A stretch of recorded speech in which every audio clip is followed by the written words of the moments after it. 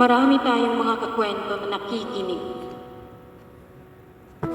Sumusuporta kahit malayo.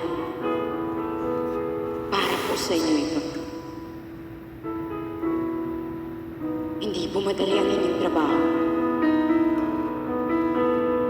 Nag-ibang bansa para makapag-aral ang anak. Makakain ang pamilya.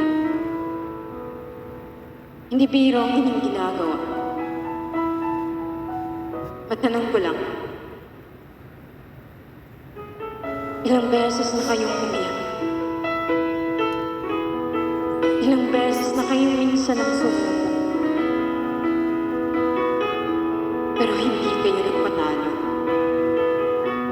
Ang tanging dala niyo lang sa malayo ay ang lakas ng loob.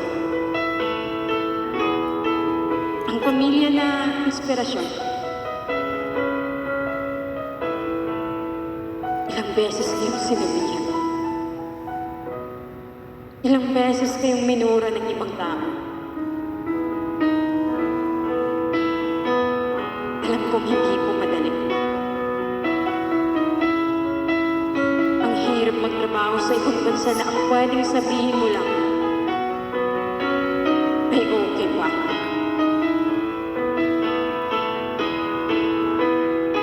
Maraming mga taong nagsasabi,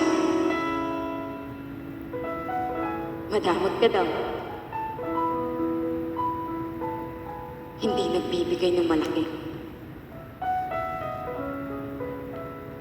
Bakit? Alam niyo ba ang pinagdadaanan nila? Alam niyo ba ang hirap na dinanas nila araw-araw para lang magpadala?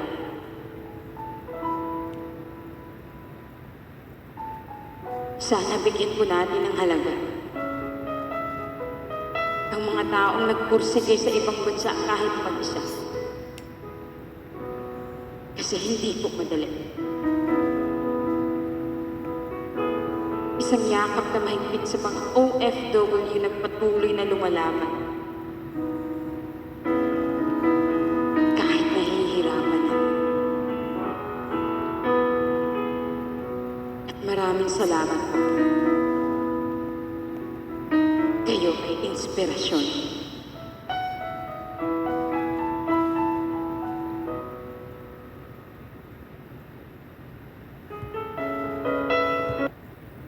To si Inday Hatcher Vlog, maraming salamat.